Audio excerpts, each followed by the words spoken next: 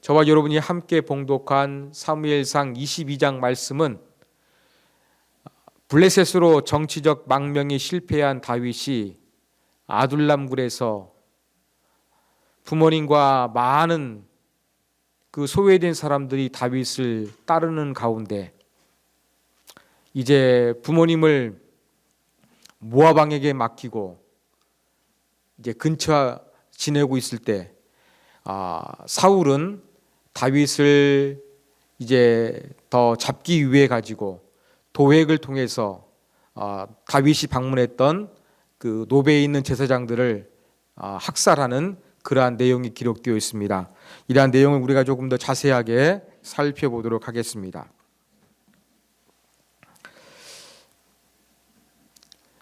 1절을 보면 다윗이 골리앗으로 정치적 망명이 실패하니까 거기서 떠나 나왔습니다. 블레셋의 도시 가드를 떠나 나온 것이지요. 어디로 갔을까? 아둘람이라는 곳으로 갔습니다. 여기는 동굴이 있어서 다윗이 몸을 숨기기에 적합한 곳이었습니다. 아둘람은 예루살렘으로부터 남서쪽으로 약 25km 정도 떨어진 곳입니다. 이곳은 인적이 끊기고 외부와 노출이 적은 높은 산악지대이기 때문에 다윗이 은신하기가 참 좋았습니다. 이 아둘람이란 지명의 뜻도 막혀 있는 곳, 그러니까 다윗이 숨기에 최적의 장소였던 것입니다. 다윗이 이곳에 숨어 있는데 어떻게 다윗이 이곳에 있는지 알았는지 사람들이 다윗을 찾아옵니다. 그의 부모들이 이제 다윗을 찾아옵니다. 그의 형제와 아버지의 온 집, 아버지의 집은 사회를 구성하는 기본 단위였습니다.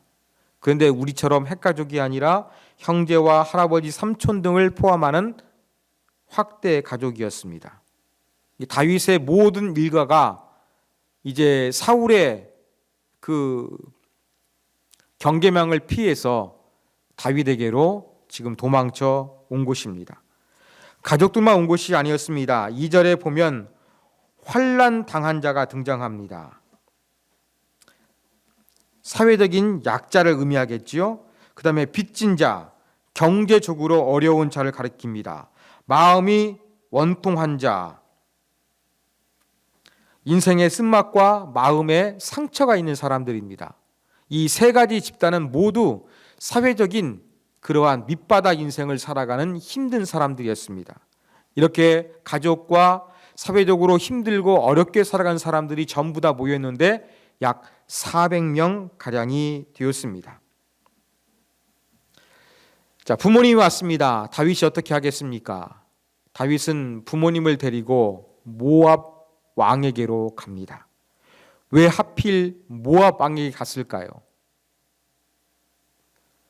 그 이유는 다윗의 조상과 모압이 혈연 관계에 있기 때문입니다. 이방 여인 룻이 모압 여인이었습니다. 그렇기 때문에 이러한 다윗이 그 자기의 조상들의 혈연 관계를 내세워서 자기의 부모님을 조금 안전한 곳으로 모시고자 모압 왕에게 이제 좀 보호해주고 기거할 수 있기를 요청했던 것으로 보입니다.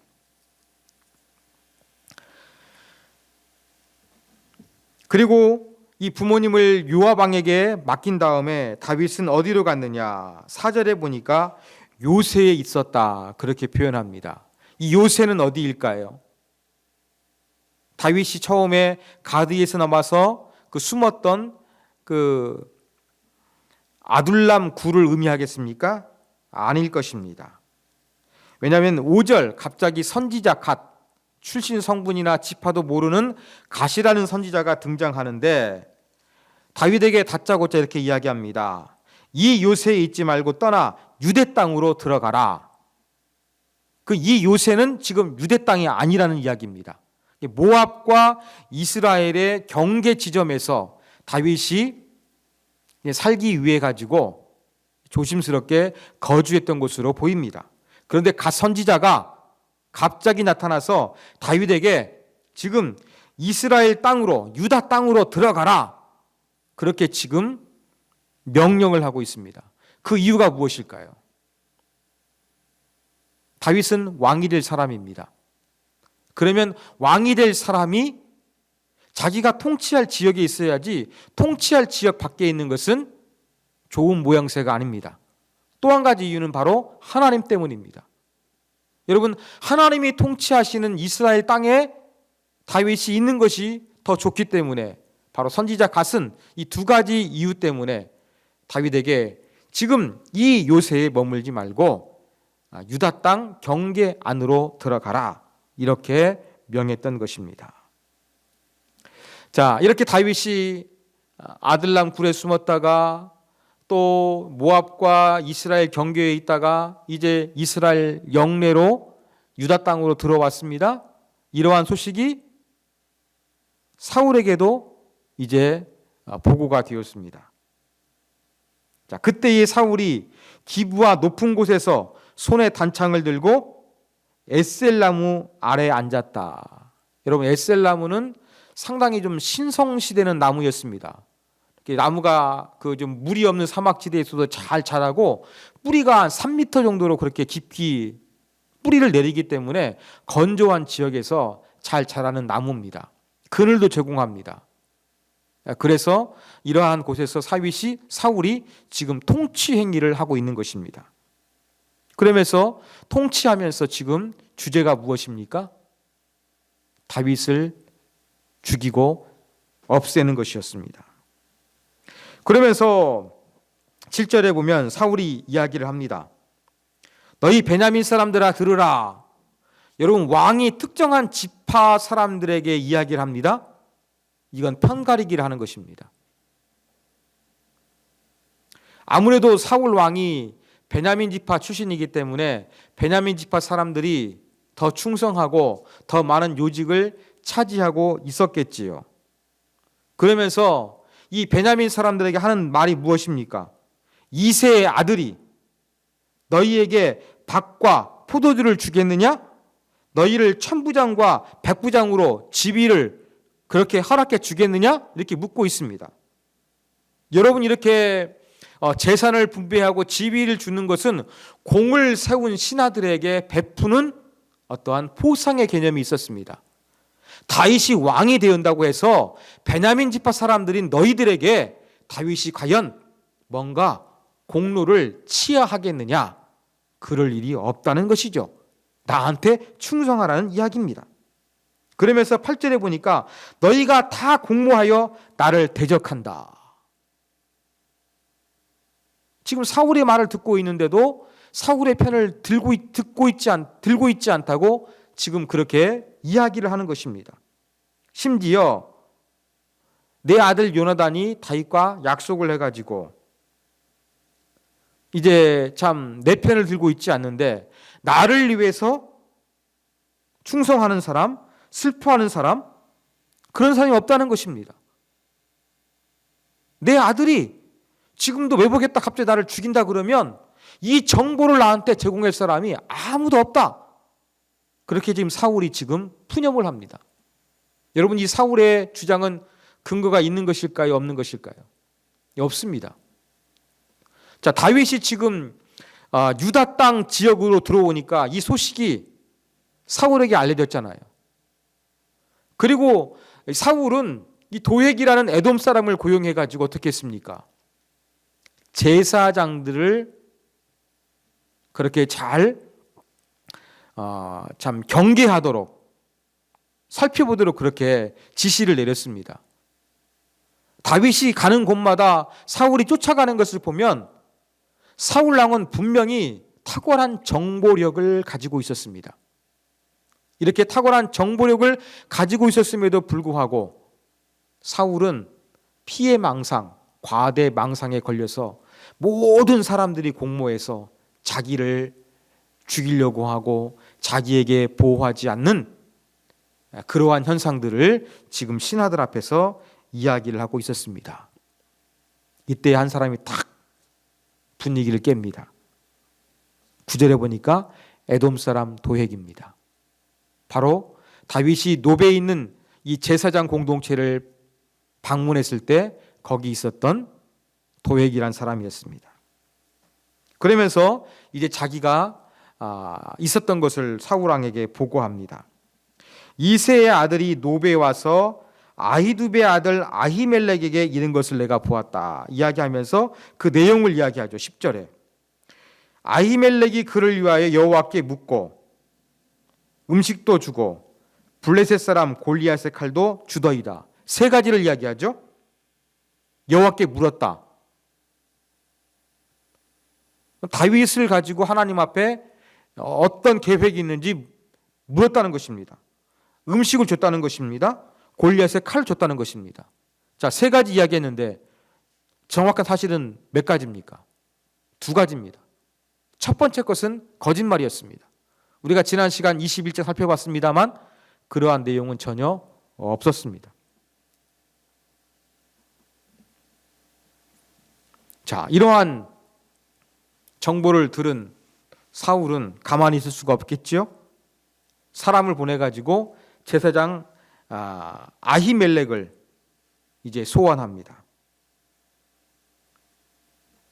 그러면서 13절 보니까 이새의 아들과 공모했다. 자기 신하들에게 썼던 표현을 다시 한번 이 아히멜렉 제사장에게도 사용을 하고 있습니다. 그래서 떡과 칼을 주고 하나님께 물어서 나를 매복이라도 해서 나를 당장 죽게 하면 어떻게 하겠느냐 호통을 치는 것이죠. 자, 그러니까 아히멜렉이 대답을 합니다. 왕의 모든 신하 중에 다윗같이 충실한 사람이 있느냐? 없다는 것이죠. 그는 왕의 사위도 되고 왕의 호위대장도 되고 경호실장이지요. 왕실에서 존귀한 자가 아닙니까? 네 가지를 이야기하면서 이 다윗에게 있는 좋은 점을 갖다가 언급을 합니다. 이 말을 들으면 마치 아히멜렉이 자기를 변호하는 것이 아니라 다윗을 변호하는 것처럼 느껴지기도 합니다. 자, 그러면서 15절 보면 내가 그를 위하여 하나님께 물은 것이 오늘이 처음이니까 결단코 아니니이다. 무슨 말이에요? 제사장의 업무를 수행하면서 다윗이라는 사람을 가지고 하나님께 물었던 것은 여러 번 있었다. 평상시에 있었던 것이다. 이것을 아히멜렉이 사울에게 이야기를 합니다. 쉽게 말해서 자기는 뭐 다윗을 도와주기 위해서 그런 것이 아니라 평상시 다윗이라는 사람을 하나님께서 어떻게 생각하는지 물었다는 것은 일상이었다는 것을 밝혔을 뿐입니다. 그러면서 나는 아무것도 잘 모른다. 그러니까 뭐 어떤 아무것도 나한테 해를 끼치지 말아달라 이러한 요청을 합니다. 그런데 사울 왕이 계속 모든 사람들이 자기를 속이고 그렇게 공모한다고 생각하는데 아히멜렉의 말을 믿겠습니까? 안 믿죠. 다윗에게 물었었어? 한 번이 아니야? 평상시에도 물었어? 이거 안 되겠네. 야, 제사장 아히멜렉 죽여라. 협력한 사람들 다 죽여라. 이러한 명령을 내렸는데 사울의 신하들은 이 명령을 수행하기를 주저합니다. 왜 그럴까요? 왕의 명령도 분명히 순종해야 되고 무섭습니다만 하나님 앞에서 거룩한 일을 담당하는 제사장을 죽인다는 것은 상당히 두려움을 느낄 수밖에 없었기 때문에 그들은 움직일 수가 없었습니다. 그러자 사울이 도액에게 명령을 내립니다. 도액아, 네가 제사장들을 죽여라. 그래가지고는 도액이 사울왕의 명을 받들어 아히멜렉뿐만 아니라 그 노베는 제사장 공동체가 있었다 그랬죠. 예, 이 세마포를 입었던 에봇을 입었던 제사장 85명을 전부 다 죽입니다. 근데 제사장만 죽인 것이 아니라 좀 잔인해요. 여러분 19절 보면은 뭐 가족들 전부 다 죽이죠. 심지어 소, 나귀, 양, 짐승까지도 전부 다 완전히 학살해 버립니다. 여러분 성전 모든 것을 철저히 파괴해야만 했던 이 여호와를 위한 전쟁이 있지 않습니까? 마치 그것처럼 그렇게 도액이라는 사람이 아주 잔인하게 그 제사장 가문을 완전히 초토화시킵니다. 그것이 가능했던 이유는 이 도액은 에돔 사람이기 때문에 조금 이렇게 율법을 덜 두려워하고 또 잘 보이기 위해서 그렇게 과감하게 행동했던 것으로 보입니다. 자, 이렇게 아히멜렉과 제사장의 일가족이 학살을 당할 때 한 사람이 생명을 유지하게 됩니다. 바로 아히멜렉의 아들 아비아달이었습니다. 아비아달이 이 제사장 공동체가 완전히 몰살을 당한 일을 다윗에게 찾아가 보고를 합니다. 어떻게 갔을까요? 제가 볼 때 조금 설득력 있는 것은 아히멜렉이 아들에게 아마 정보를 제공했던 것으로 보입니다. 사울이 불렀을 때 왜 불렀는지 알았을 거 아니겠습니까? 아들 한 명을 아마 다윗에게 보냈을 것입니다. 죽음을 직감했는지도 모릅니다. 그리고 이 아비아달의 이름의 뜻은 무엇이냐면 나의 아버지는 나를 통해 생존할 것이다. 그러한 이름을 가지고 있거든요. 이런 거 봤을 때 분명히 이 아히멜렉이 아들 아비나달에게 정보를 제공해 주고 다윗에게 갈 수 있도록 그렇게 미리 이야기를 해 두었던 것으로 보입니다. 이 정보를 듣고서 다윗이 얼마나 괴롭겠습니까? 내가 그날 도액이 있는 거 보고서 이럴 줄 알았다. 지난 시간에 살펴본 말씀이지만 그렇게 반응을 하지요. 그러면서 이 아비아달 두려워하지 말고 내게 있으라. 네 생명을 찾는 자가 내 생명도 찾기 때문에 우리는 같이 생사고락을 같이 할 것이다. 나와 함께 하자. 그렇게 이야기를 합니다. 다윗은 이 약속을 지킵니다.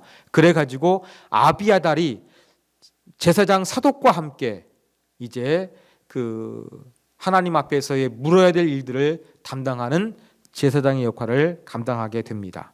이것이 바로 사무엘상 22장의 내용입니다.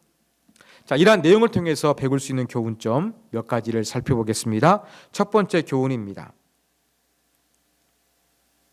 여러분, 교회는 아둘람 공동체와 같은 그러한 곳이 되어야 한다는 교훈점을 얻습니다.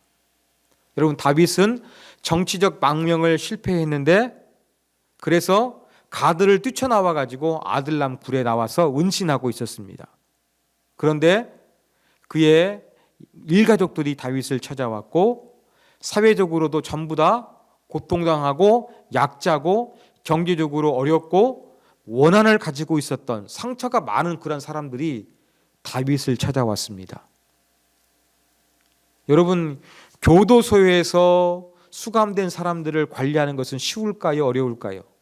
그들을 하나로 잘 질서 있게 꾸며가지고 어떠한 공동체를 이룬다는 것은 쉬울까요? 어려울까요?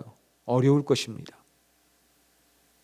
다윗은 이렇게 실패한 사람들,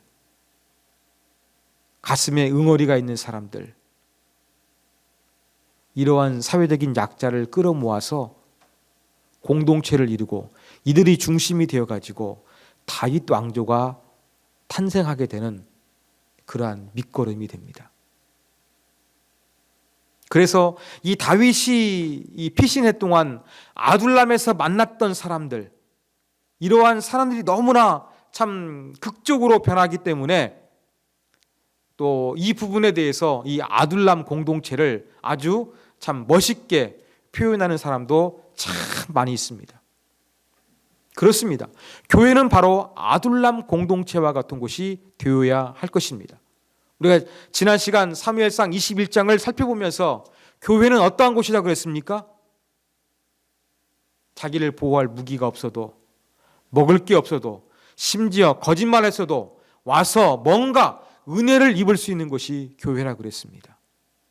그랬던 것처럼 정말로 다윗에게 사회적인 약자, 실패한 사람들, 원한이 있는 사람들이 찾아왔습니다.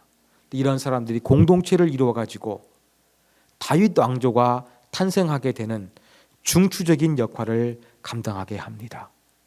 상처를 뛰어넘어 아름다운 개국공신이 되었던 것입니다. 바로 교회는 이러한 곳이 되어야 될 것입니다.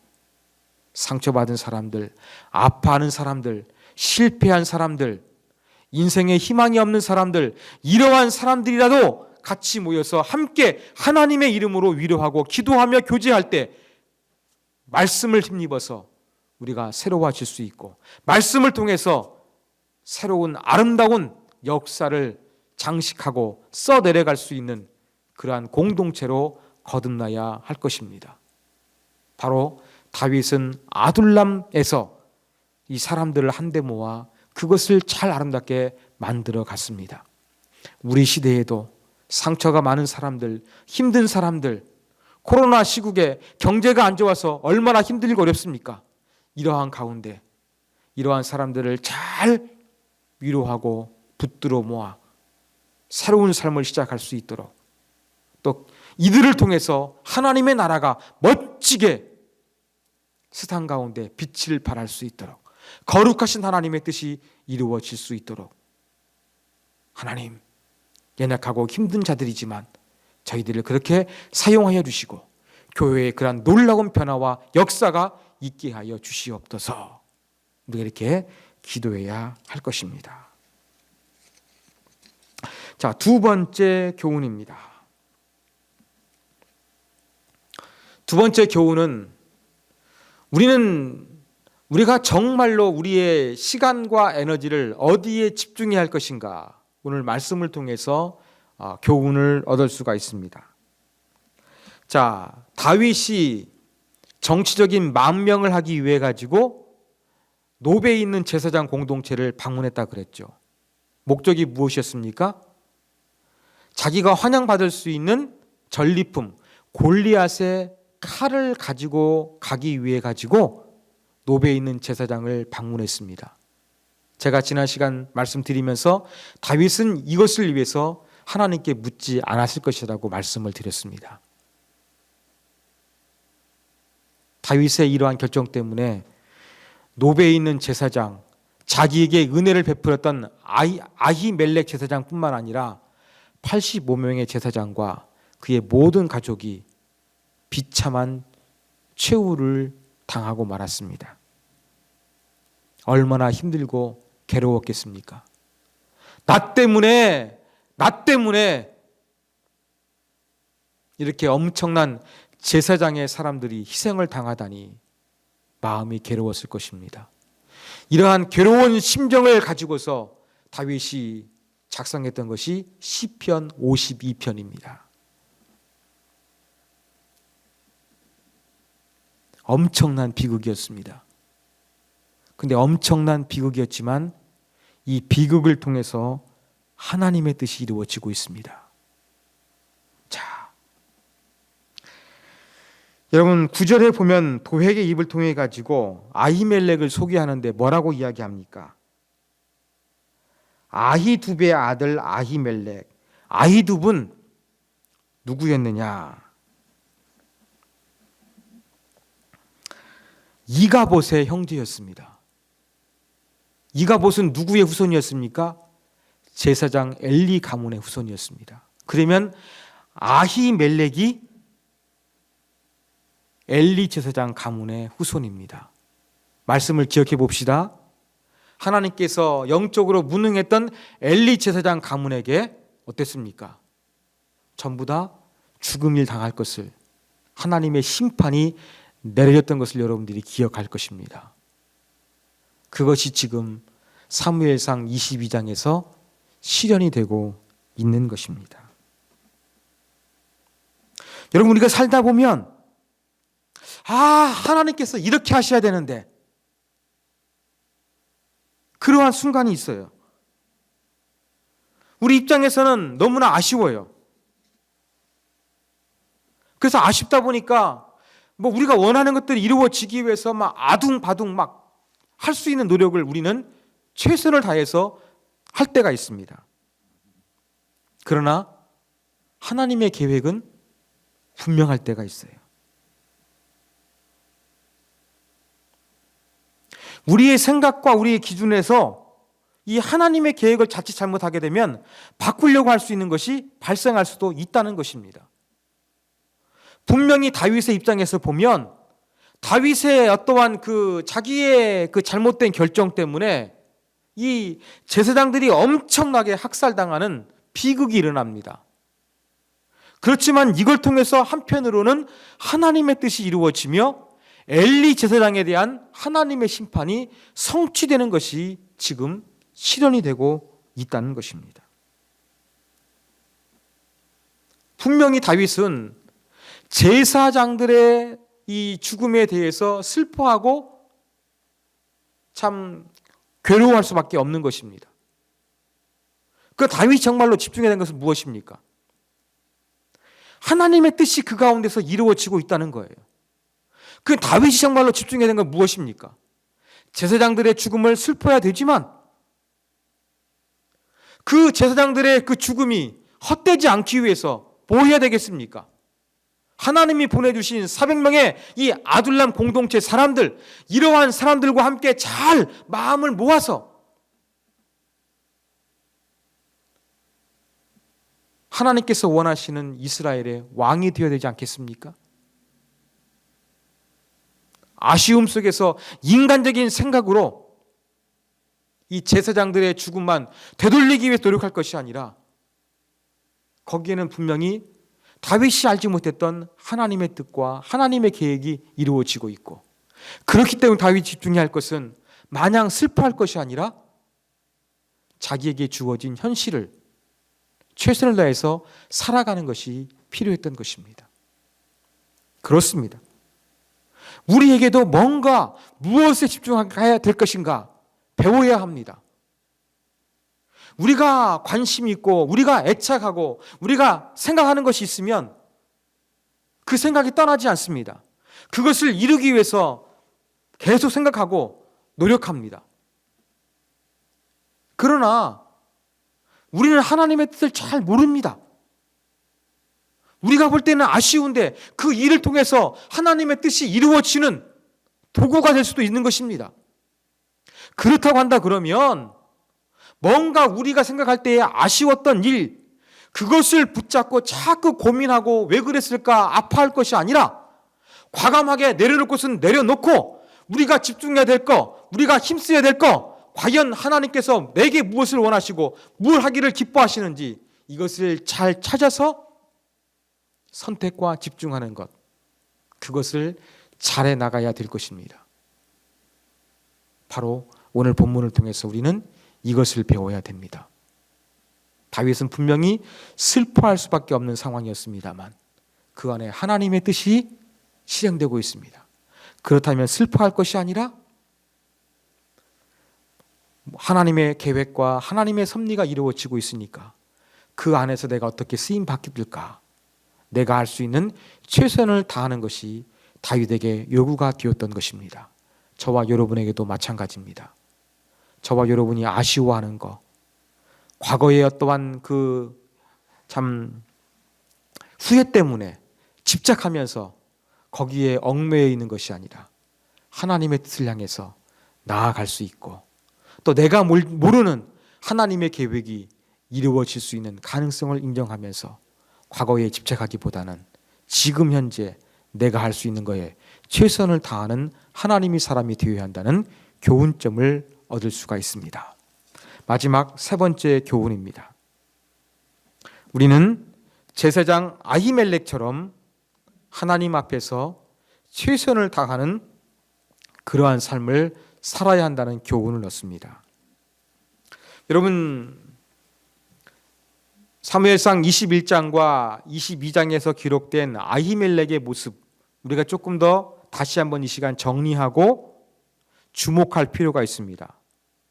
자, 아히멜렉 어떠한 사람이었습니까? 엘리 제사장의 후손으로서 분명히 하나님의 심판을 받아 마땅히 죽어야 될 사람이었습니다.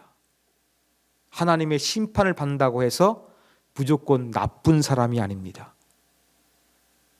죄가 가득했던 사람도 아니었습니다. 아히멜렉은 정말로 아름다운 모습을 가지고 있는 사람이었습니다. 자, 21장에서 찾아본 아히멜렉 제사장의 아름다운 모습이 무엇입니까? 여러분, 생명을 구원하기 위해서 허기진 다윗을 살리기 위해 가지고 어떻게 합니까? 제사장만 먹을 수 있는 진설병 떡을 적용을 느슨하게 적용해서 다윗에게 건네줍니다. 다윗의 거짓말인 것을 알고서도 도액 때문에 모른 채 받아줍니다. 여러분, 얼마나 아름다운 모습입니까? 그게 전부가 아닙니다. 자, 22장에 오면 어떤 모습이 있습니까? 사울이 도액을 통해서 들은 정보를 가지고서 아히멜렉을 소환합니다. 올 곳이 왔다 느꼈겠지요. 그 왕 앞에서 자기를 죽일지도 모르는데 아히멜렉 어떻게 이야기합니까? 다윗의 좋은 점 4가지를 이야기합니다. 자기를 변호하는 것이 아니라 다윗을 변호하고 있는 아름다운 모습을 보여주고 있습니다. 어쩌면 아히멜렉은 죽음을 각오했을 것입니다. 다윗의 편을 들면서 그를 살리기 위해서 노력합니다. 그리고 자기의 아들을 어쩌면 다윗에게로 먼저 보냈을 것입니다. 그리고 더욱더 당당하게 뭘 밝힙니까? 내가 다윗을 가지고 하나님 앞에 물은 것이 어찌 이번이 처음이겠습니까? 평상시에 내가 하나님의 뜻을 찾기 위해서 하나님께 열심히 물었다는 것입니다. 이 말 속에는 뭐가 내포되어 있습니까? 아히멜렉이 얼마나 성실하게 하나님의 뜻을 찾기 위해서 하나님께 물었는지를 알려주는 그 함축적인 의미가 담겨져 있습니다. 다윗은 아히멜렉은 하나님의 뜻을 찾기 위해서 정말로 최선을 다한 사람이었습니다. 다윗을 통해서 하나님의 뜻이 이루어지는지 하나님께 평상시에 계속 물었던 사람이었고, 하나님의 인도하심을 받았는지 모릅니다. 그래가지고 다윗을 도와줬는지 모릅니다. 그래가지고 이 제사장만 먹을 수 있는 진설병 상의 떡을 다윗에게 주게 되는 이 탄력적인 율법 해석을 가능하게 했는지도 모릅니다. 그렇다면 얼마나 아름다운 사람입니까? 생명을 살리는 사람, 생명을 살리기 위해서 자기 생명을 포기한 사람, 하나님 앞에서 자기에게 주어진 임무에 대해서 최선을 다했던 사람, 바로 그 사람이 아히멜렉이었습니다. 우리는 아히멜렉을 본받아야 되겠습니다. 사랑하는 여러분, 비록 하나님의 그 저주가 임한 가문에서 태어났기 때문에 그는 언젠가 망해야 되겠지만, 그래도 그에게 주어진 사역들, 하나님 앞에서 바른 결정이 무엇인지, 또 제사장으로 자기가 어떻게 해야 되는 것인지 너무나도 잘 알고 있었던 사람이 아히멜렉이었습니다. 그렇다면 그는 저주받아 죽어야 될 사람이 아니라 영웅적인, 하나님 보시기에 아름다운 모습을 가진 하나님의 사람이라는 것을 우리는 발견하게 됩니다. 사랑하는 여러분, 바로 우리는 이러한 아히멜렉을 본받아야 되겠습니다. 아히멜렉처럼 늘 하나님 앞에서 우리가 해야 될 사명과 또 직무가 있다면 그것을 최선을 다해서 하는 사람, 그것을 위해 가지고 하나님께 기도하는 사람, 또 하나님을 사랑하기 때문에 다른 사람들의 생명을 살릴 수 있는 사람, 다른 사람의 생명을 살리기 위해서 기꺼이 내 손해를 감수하며 내 생명까지도 포기할 수 있는 사람. 이것이 바로 아히멜렉을 통해서 우리에게 주는 도전입니다.